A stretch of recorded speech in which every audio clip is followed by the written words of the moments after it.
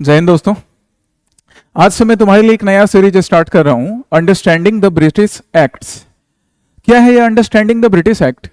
जब इंडिया में east India company का रूल चल रहा है, जिसे हम इनडायरेक्ट रूल ऑफ ब्रिटिश कहते हैं, या फिर 1858 से जब इंडिया में क्राउन रूल या डायरेक्ट रूल स्टार्ट होता है, तो इस ड्यूरेशन में फर्स्ट एक्ट हम सब क्लास में, मॉडर्न हिस्ट्री के क्लास में पढ़ते हैं कि रेगुलेटिंग एक्ट 1773 आया था, और वहां से लेकर इंडिया इंडिपेंडेंस एक्ट 1947। तो इस ड्यूरेशन में जो भी रेगुलेशंस आए हों, एक्ट्स आए हों, चार्टर एक्ट आए हों, गवर्नमेंट ऑफ इंडिया एक्ट है, इंडियन काउंसिल एक्ट है, इन सब एक्ट का डिटेल एनालिसिस डिटेल एक्सप्लेनेशन मैं तुम्हारे साथ करूंगा। प्रीलिम्स और मेंस दोनों पर्सपेक्टिव से ये इंपॉर्टेंट है, ये तुम्हें मालूम है। तो हम लोग यहां पर ना एक एक करके हर एक्ट का एनालिसिस करेंगे, डिफरेंट स्टेजेस, उन एक्ट में क्या फीचर्स हैं, उस एक्ट का क्या इंप्लीकेशन था, क्या कुछ ड्रॉबैक था, इंडियंस ने उसकी तरफ क्या रिस्पॉन्ड किया, क्या वो इंडियंस के लिए कितने हद तक हेल्पफुल था, वगैरह वगैरह, जो भी चीजें एग्जामिनेशन पर्सपेक्टिव से इंपॉर्टेंट है वो सब कुछ। ठीक है। And so today we will start from जो फर्स्ट एक्ट की मैंने बात कही। कौन से एक्ट की? रेगुलेटिंग एक्ट की। और इंपॉर्टेंट तो ये तुम्हारे मॉडर्न इंडियन हिस्ट्री के सेक्शन में यूपीएससी और एपीएससी या बाकी स्टेट पीसीएस सबके लिए इक्वली इंपॉर्टेंट है, ये समझाने की जरूरत तो है नहीं, क्योंकि मॉडर्न इंडियन हिस्ट्री का सिलेबस, चाहे हम यूपीएससी की बात करें या फिर हम स्टेट पीसीएस की बात करें, एपीएससी का, बीपीएससी का, अरुणाचल का, मेघालय पीसीएस, गुजरात पीसीएस, किसी भी स्टेट पीसीएस में, चाहे वो नॉर्थ हो, साउथ हो, ईस्ट हो, वेस्ट हो, मॉडर्न हिस्ट्री के ये सिलेबस कॉमन है। सो दोनों के लिए इक्वली इंपॉर्टेंट है, प्रीलिम्स मेंस दोनों के लिए। Let's start with the first act. पहले एक्ट से शुरू करते हैं हम लोग। कौन सा एक्ट पहला? Regulating act. ये जो अभी मैं बोर्ड पे वर्क करूंगा, ये मैं तुम्हारे साथ बोर्ड वर्क पीडीएफ में कन्वर्ट करके कमेंट सेक्शन में पिन कर दूंगा, तो तुम वहां से इस बोर्ड वर्क को डाउनलोड कर सकते हो। नोट्स बनाना चाहो तो नोट्स बना सकते हो। आपके बुक्स में, स्टडी मटेरियल में एक्ट्स एक्सप्लेन्ड होते हैं, फिर भी आपको बोर्ड वर्क से नोट बनाना है तो वो मैं शेयर कर दूंगा, तो वहां से डाउनलोड करके कर लेना।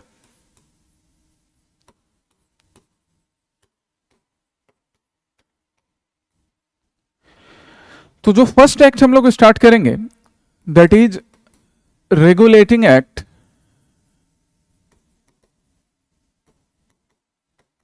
1773। 1773 का रेगुलेटिंग एक्ट। ये फर्स्ट एक्ट क्यों बुला रहा हूं मैं? Because this was the first attempt by the British government to regulate the activities of east India company. तुम पूछोगे कि सर ये फर्स्ट अटेम्प्ट क्यों, इससे पहले क्यों नहीं अटेम्प्ट किया?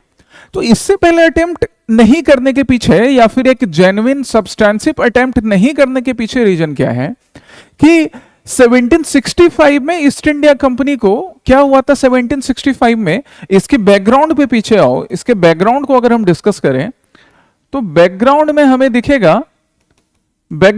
दिखेगा treaty of Allahabad. Treaty of Allahabad पूरे डिटेल में डिस्कस करेंगे गाइज, कंप्लीट डिटेल, कि हर एक्ट से रिलेटेड जो भी पर्सपेक्टिव टच हो सकता है, जहां से भी क्वेश्चन बन सकते हैं, सब हमें मालूम हो। ट्रीटी ऑफ इलाहाबाद 1765 का, जिस ट्रीटी ऑफ इलाहाबाद से ईस्ट इंडिया कंपनी को क्या मिला? ईस्ट इंडिया कंपनी रिसीव्ड, क्या रिसीव किया गाइज? दीवानी राइट्स। दीवानी राइट्स, ये दीवानी मस्तानी वाला दीवानी नहीं, यहां दीवानी मतलब रिवेन्यू एडमिनिस्ट्रेशन। तो दीवानी राइट्स ऑफ बंगाल, और जब हम बंगाल की बात कर रहे हैं तो बंगाल के साथ बिहार एंड उड़ीसा की भी बात करेंगे, है ना। Diwani rights of Bengal, Bihar and Orissa, it was given to East India Company. किसने दिया था? मुगल एम्पायर शाह आलम सेकंड ने। क्यों? क्योंकि शाह आलम के पास कुछ ऑप्शन नहीं बचा था ना, बैटल ऑफ बक्सर हारने के बाद, इसलिए वो ट्रीटी ऑफ इलाहाबाद करता है और बंगाल, बिहार एंड उड़ीसा का दीवानी राइट ईस्ट इंडिया कंपनी को देता है।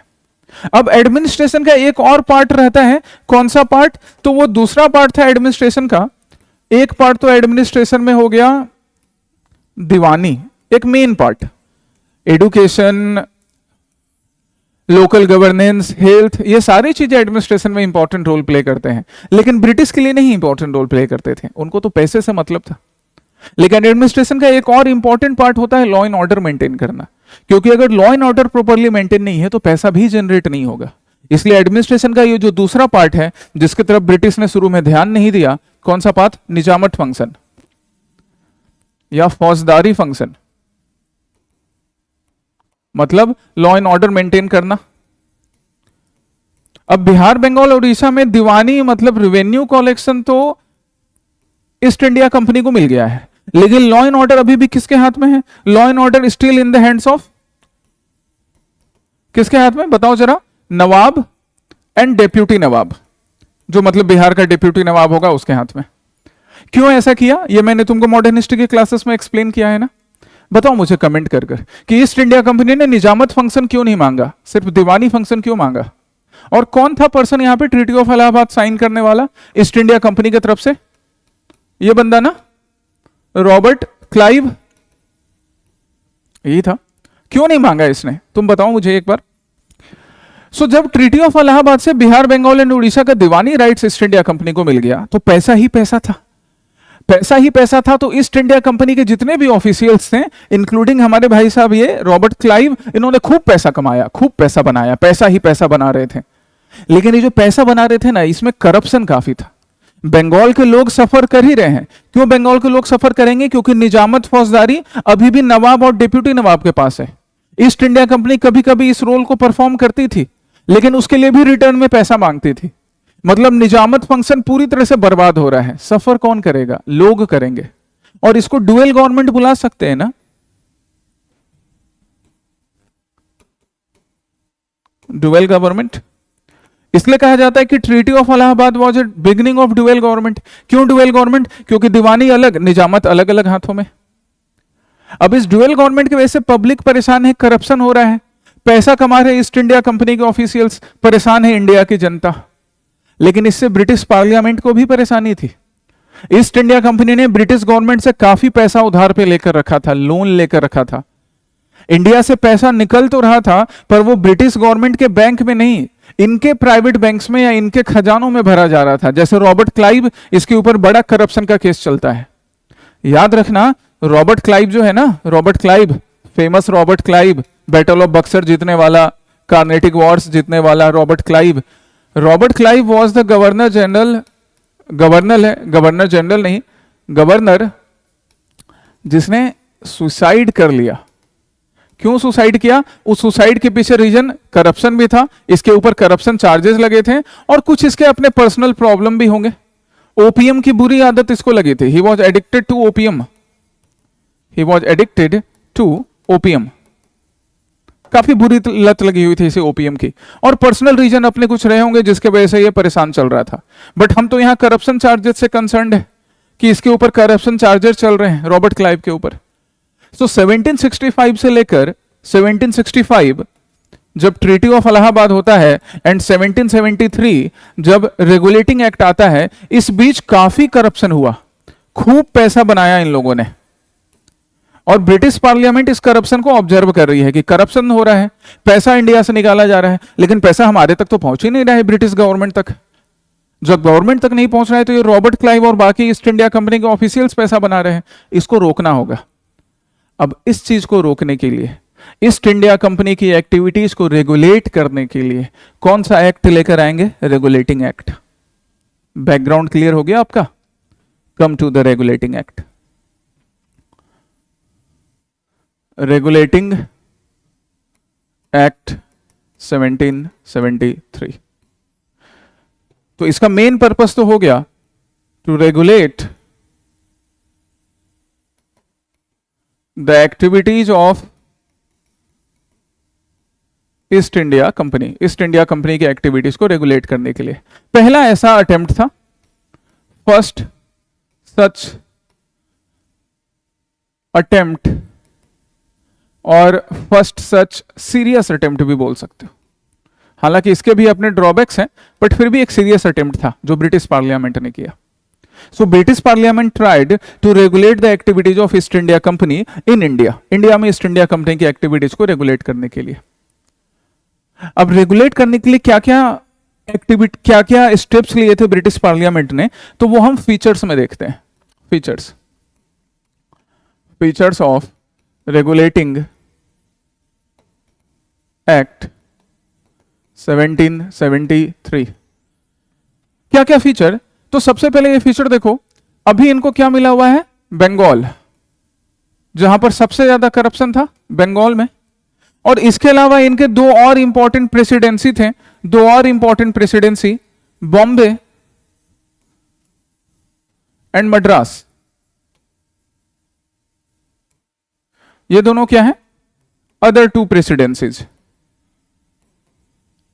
Other two important centres for the British. Madras तो इन्होंने अपने स्ट्रेटजी से जीत लिया, बॉम्बे डॉरी में मिला था ब्रिटेन के किंग को, ब्रिटेन के प्रिंस को, जो ईस्ट इंडिया कंपनी को दे दिया गया था लीज पर। तो पहला काम क्या किया जा रहा है? पहला इंपॉर्टेंट काम हमें क्या देखना है? रेगुलेटिंग एक्ट से बंगाल का पोजीशन अप कर दिया गया, and now Bombay and Madras they came under, they became subordinate of Bengal. अब बॉम्बे का पोजीशन हो गया ऊपर और अब बंगाल का पोजीशन हो गया ऊपर, और बॉम्बे और मद्रास दोनों उसके सबऑर्डिनेट बन गए।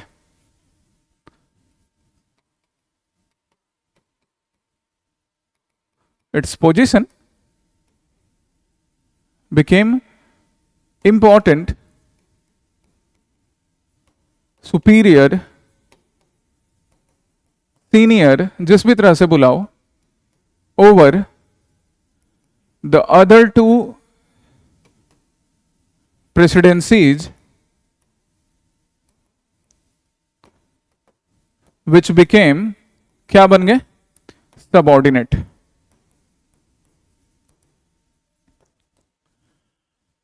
इसको हम क्या बुला सकते हैं? We can call it, the historians call it beginning of centralization of power. क्या बोलते हैं हिस्टोरियंस इसे? सेंट्रलाइजेशन ऑफ पावर का बिगिनिंग। सेंट्रलाइजेशन ही हो रहा है ना, पहले ये तीनों इक्वल थे। रेगुलेटिंग एक्ट 1773 से पहले this three presidencies were equal, पर अब इन दोनों को, बॉम्बे और मद्रास को सबऑर्डिनेट कर दिया गया, बंगाल को ऊपर ले जाया गया। कह सकते हैं इसको this is the beginning of centralization of power. बिल्कुल। So this was beginning of centralization of power।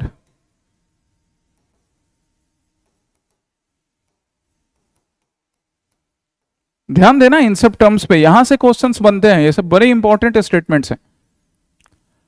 So this is the beginning of centralization of power. ये सेंट्रलाइजेशन ऑफ पावर का बिगिनिंग है। कब अपने पीक पर पहुंचेगा, कब फिर उसमें चेंज आएगा, रिवर्सल आएगा, ये हम एक्ट्स देखते हुए सीखते जाएंगे। नेक्स्ट पॉइंट पर चलो। अब नेक्स्ट पॉइंट क्या है? जब बंगाल सुपीरियर बन चुका है, सीनियर बन चुका है, तो बंगाल में जो अभी तक गवर्नर था, now he became governor general of Bengal. अब ये क्या बन गया है? गवर्नर जनरल ऑफ बंगाल बन गया है।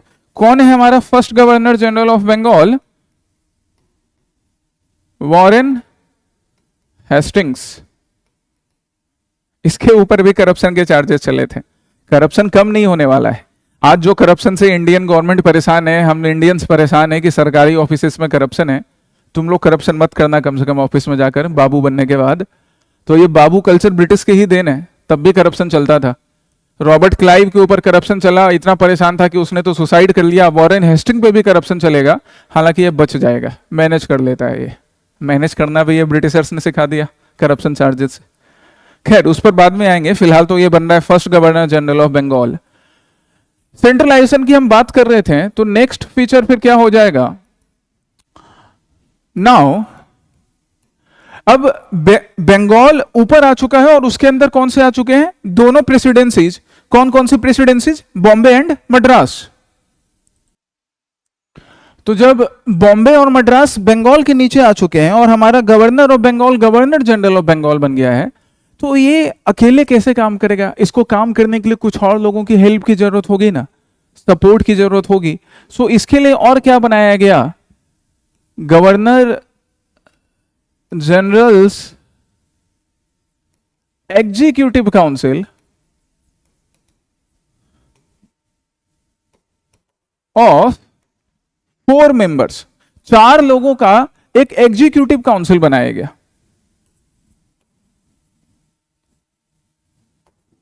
यह बड़ा इंपॉर्टेंट पॉइंट। ये 4 लोगों का एग्जीक्यूटिव काउंसिल बनाया गया था। किस लिए बनाया गया था? ताकि ये 4 लोग गवर्नर जनरल को उसके काम में असिस्ट कर सके, उसके काम में हेल्प कर सके। हमारा गवर्नर ऑफ बंगाल अब गवर्नर जनरल ऑफ बंगाल बन गया है, तो उसके पास ज्यादा रिस्पॉन्सिबिलिटी है, क्योंकि अब बॉम्बे और मद्रास तो सबऑर्डिनेट बन चुके हैं। तो एक गवर्नर जनरल से एग्जीक्यूटिव काउंसिल ऑफ 4 मेंबर का फॉर्मेशन हो चुका है। फिर उसके बाद अब जब बंगाल की वैल्यू इतनी ज्यादा हो गई है तो जुडिशियल फंक्शंस में ब्रिटिश को रेगुलेट करने थे। सो इसी रेगुलेटिंग एक्ट में अब नेक्स्ट प्रोविजन क्या है, थर्ड प्रोविजन या फोर्थ प्रोविजन, जो भी नेक्स्ट नंबर आ रहा है, नेक्स्ट प्रोविजन क्या, supreme court of Calcutta. Supreme court of Calcutta का फॉर्मेशन कहां हो रहा है? सुप्रीम कोर्ट ऑफ कलकत्ता का फॉर्मेशन एक्चुअली कब हो रहा है? 1774 में, as per the regulating act 1773। इसके पहले जज जो हैं, इसके फर्स्ट जज हैं sir Elijah Impey. Elijah word कम से कम याद रखिएगा, sir Elijah, he was the first जज। ये सारे जज ऑब्वियसली ब्रिटेन से ही आने वाले हैं। आगे जाके जजेस से रिलेटेड और जजेस के रोल से रिलेटेड, उनके पावर से रिलेटेड हम इल्बर्ट बिल कंट्रोवर्सी पढ़ते हैं, वो बड़ा इंपॉर्टेंट है, आगे आएगा। रॉलेट एक्ट में भी जजेस का रोल है। फिलहाल sir Elijah Impey supreme court of Calcutta जिसका फॉर्मेशन हो रहा है उसके जज है। याद रखना, ये जो सुप्रीम कोर्ट ऑफ कलकत्ता है, this is not the inspiration behind supreme court of India. ये सुप्रीम कोर्ट ऑफ इंडिया का इंस्पिरेशन नहीं है। सुप्रीम कोर्ट ऑफ इंडिया का इंस्पिरेशन तो फेडरल कोर्ट ऑफ जस्टिस है, जो कि कब बनेगा? गवर्नमेंट ऑफ इंडिया एक्ट 1935 से बनेगा। It is different. ये कलकत्ता के लिए सुप्रीम कोर्ट था। किसके ऊपर अपना ज्यूरिसडिक्शन दिखाएगा? ज्यूरिसडिक्शंस ओवर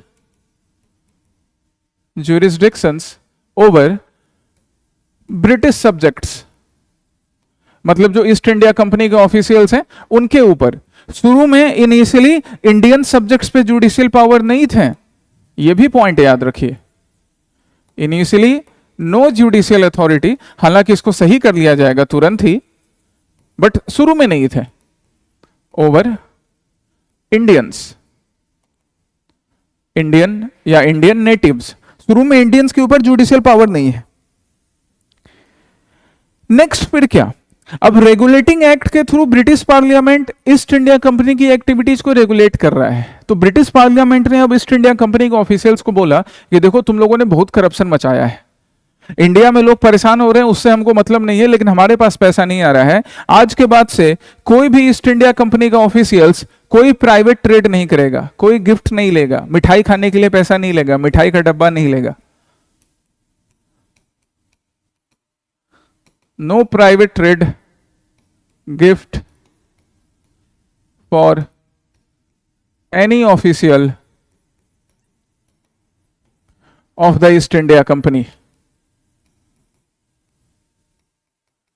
ईस्ट इंडिया कंपनी का कोई भी ऑफिशियल, ईस्ट इंडिया कंपनी का कोई भी एम्प्लॉय किसी भी टाइप का ट्रेड करना, किसी भी टाइप का गिफ्ट लेना, ऐसा कुछ भी काम नहीं करेगा। क्योंकि इन सब काम से क्या होता है गाइस, इन सब काम से किस चीज का बर्थ होता है? करप्शन का। और इसी करप्शन को तो कंट्रोल करना था, ईस्ट इंडिया कंपनी की एक्टिविटीज को ही तो कंट्रोल करना था। और अगर ईस्ट इंडिया कंपनी की एक्टिविटीज नहीं कंट्रोल होंगी तो British government time to time नए नए सैंक्शंस लगाते जाएंगे। इवन ब्रिटिश गवर्नमेंट ने ईस्ट इंडिया कंपनी को वार्न किया था, यह भी पॉइंट सुन लो, कि जब तक तुम अपना लोन क्लियर नहीं करोगे, जो तुम लोगों ने लोन लेकर रखा है ईस्ट इंडिया कंपनी ने ब्रिटिश गवर्नमेंट से, और वो पैसा जब तक नहीं चुकता करोगे, तो जो प्रॉफिट हो रहा है ना उसका बस 6% ले सकते हो, only 6%, 6%। Even court of director को वार्निंग दी, लिखी लो इस पॉइंट को भी, warning to court of director. ये बॉडी तो पहले से एग्जिस्ट कर रही है ईस्ट इंडिया कंपनी की। Warning to court of directors of east India company for their reduced tenure and less dividend, जो कि बस 6% लेना इनको अलाउ था जब तक कि सारा का सारा लोन नहीं चुकता कर देते हैं। क्योंकि ये ईस्ट इंडिया कंपनी के जो कोर्ट ऑफ डायरेक्टर्स हैं, ब्रिटिश पार्लियामेंट ने बोला कि तुम लोग इनेबल हो, तुमसे संभल नहीं रहा है इंडिया का बिजनेस, एंड दैट्स वाई आपके टेन्योर को कम किया जाएगा। क्योंकि लॉन्ग टेन्योर तक रहने से आप सिर्फ करप्शन करते हो, उस करप्शन से ब्रिटिश गवर्नमेंट को कुछ फायदा नहीं होता है। जब तक लोन का पैसा रिटर्न नहीं करोगे तब तक सिर्फ 6% ही डिविडेंड तुमको जाएगा। ठीक है, ये पॉइंट्स। अब सिग्निफिकेंस क्या हुआ ईस्ट इंडिया कंपनी का, कि पहली बार ब्रिटिश गवर्नमेंट ने फॉर्मली ये डिसाइड किया that east India company activities must be regulated. East India company की एक्टिविटीज को रेगुलेट करने के लिए कई स्टेप्स भी लिए, जैसे प्राइवेट ट्रेड को खत्म किया गया, गिफ्ट्स लेना बंद किया गया, उनके डिविडेंड पे कंट्रोल लाया गया, कोर्ट ऑफ डायरेक्टर का टेन्योर कम किया गया, एक सुप्रीम कोर्ट ऑफ जस्टिस या supreme court of Calcutta establish किया गया। ये सब एफर्ट्स ले रहे थे, लेकिन ड्रॉबैक्स भी था। ड्रॉबैक्स क्या है? तो ड्रॉबैक्स वाइज सबसे इंपॉर्टेंट ड्रॉबैक्स क्या होगा इनका, दैट सबसे बड़ा ड्रॉबैक्स क्या होगा गाइज, करप्शन इंडिया में हो रहा था, लॉ एंड ऑर्डर की सिचुएशन खराब थी, लेकिन ब्रिटिश गवर्नमेंट ने इंडियंस के लिए इसको सही करना नहीं सोचा। तो सबसे बड़ा ड्रॉबैक ये है, सबसे बड़ा ड्रॉबैक, हम ब्रिटिश के पर्सपेक्टिव से भी ड्रॉबैक देखेंगे, बट सबसे बड़ा ड्रॉबैक तो ये कि it neglected the interest of Indians का जो भी इंटरेस्ट था, मतलब that is poor administration,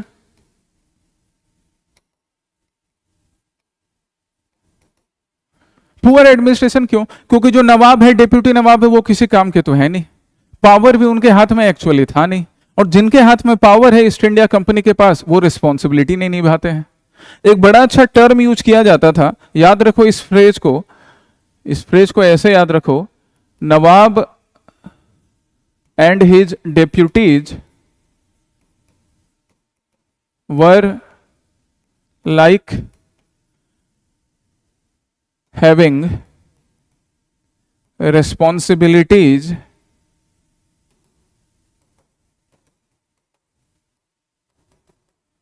without power, while East India Company was like having power without responsibilities।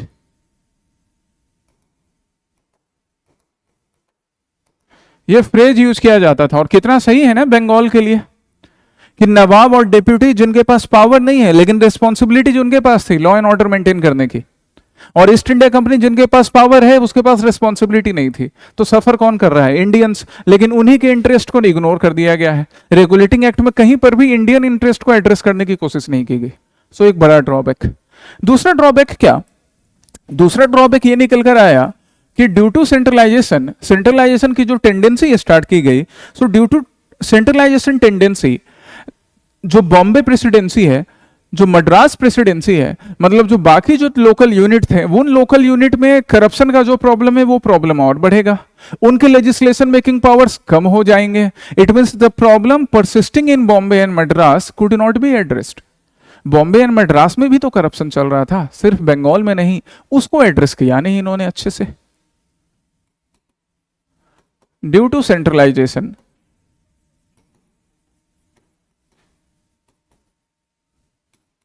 the problem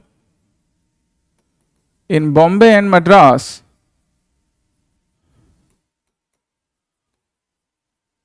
persisted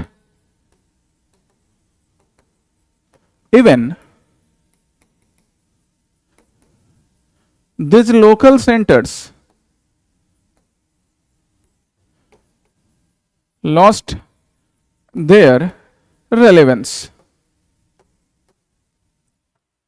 and एक और अगर हम ड्रॉबैक ये निकालें तो गवर्नर ऑफ बंगाल को गवर्नर जनरल ऑफ बंगाल तो बना दिया गया है, पर उसकी रिस्पॉन्सिबिलिटी कौन डिसाइड करेगा? ब्रिटिश पार्लियामेंट ने कोई ऐसा प्रोविजन नहीं रखा था जिससे जो गवर्नर जनरल ऑफ बंगाल है उसकी रिस्पॉन्सिबिलिटी डिसाइड की जा सके, कि उसका जो रिपोर्ट वो पार्लियामेंट भेजता है, ब्रिटिश पार्लियामेंट हर महीने या हर साल या साल में 2 बार 3 बार, उसके ऊपर उस पर एक्शन लिया जा सके। Also no fixed responsibilities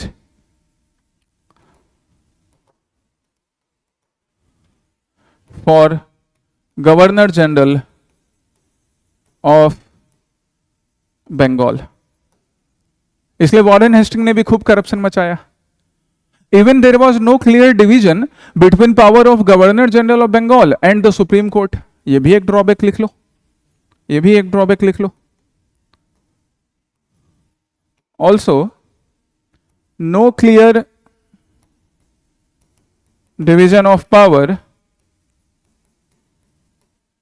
judiciary और एग्जीक्यूटिव के बीच पावर डिवीजन होना चाहिए ना, पावर सेपरेशन होना चाहिए, पर यहां सेपरेशन ऑफ पावर नहीं है between the governor general and supreme court of Calcutta. इन दोनों के बीच डिवीजन ऑफ पावर या सेपरेशन ऑफ पावर भी क्लियर नहीं है। दैट्स वाई रेगुलेटिंग एक्ट 1773 में फ्लॉ थे। अब इस फ्लॉ को सही करने के लिए रेगुलेटिंग एक्ट 1773 का एक अमेंडमेंट आता है, संशोधन, थोड़ा सा चेंज, अमेंडमेंट। लिख लो इस अमेंडमेंट को, क्या अमेंडमेंट किया इन्होंने। ये दूसरा एक्ट नहीं है, बस उसमें अमेंडमेंट है। अमेंडमेंट्स समझ लो इस अमेंडमेंट्स को, अमेंडमेंट्स टू रेगुलेटिंग एक्ट 1773, जो कब हो रहा है, इन 1781 में ये अमेंडमेंट रेगुलेटिंग एक्ट 1773 में किया जा रहा है। 1773 के इस अमेंडमेंट से सबसे पहली बात यह थी कि जो सुप्रीम कोर्ट ऑफ कलकत्ता है, अभी हमने सुप्रीम कोर्ट ऑफ कलकत्ता का जब फंक्शन लिखा था गाइज, तो सुप्रीम कोर्ट ऑफ कलकत्ता का क्या फंक्शन लिखा, आ जाओ सुप्रीम कोर्ट ऑफ कलकत्ता पे, कि jurisdiction over British subjects in Bengal. Indian natives जो थे इनके ऊपर ज्यूरिसडिक्शन नहीं है। मैंने बोला ना कि इसको सही कर लिया जाएगा, सही कर लिया गया। जो 1781 में जो अमेंडमेंट किया जा रहा है, जो संशोधन किया जा रहा है, उस संशोधन से कलकत्ता में जितने लोग रह रहे थे उनके ऊपर ज्यूरिसडिक्शन बिठा दिया गया कि अब ये सुप्रीम कोर्ट ऑफ कलकत्ता जो है, ये कलकत्ता में जितने भी लोग रह रहे हैं, चाहे वो इंडियन हो या ब्रिटिश हो, सबका jurisdiction supreme court of Calcutta देखेगी। अगर वो हिंदू है तो हिंदू पर्सनल लॉज के अकॉर्डिंग, अगर वो मुस्लिम है तो मुस्लिम पर्सनल लॉज के अकॉर्डिंग। ये हो गया अमेंडमेंट, थोड़ा सा change. Increased jurisdiction over all the residents, जितने सारे लोग रह रहे थे सबके ऊपर, of Calcutta as per their religious personal laws।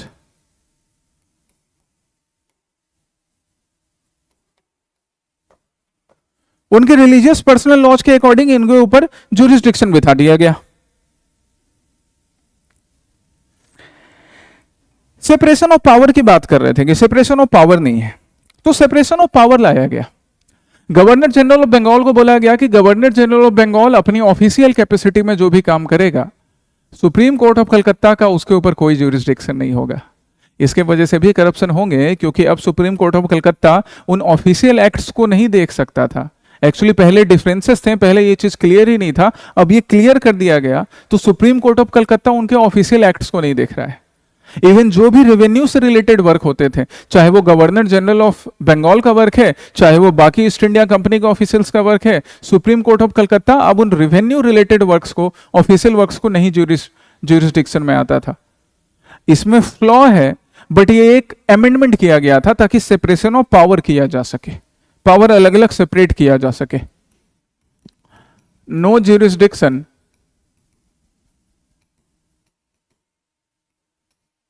over the official works, revenue related works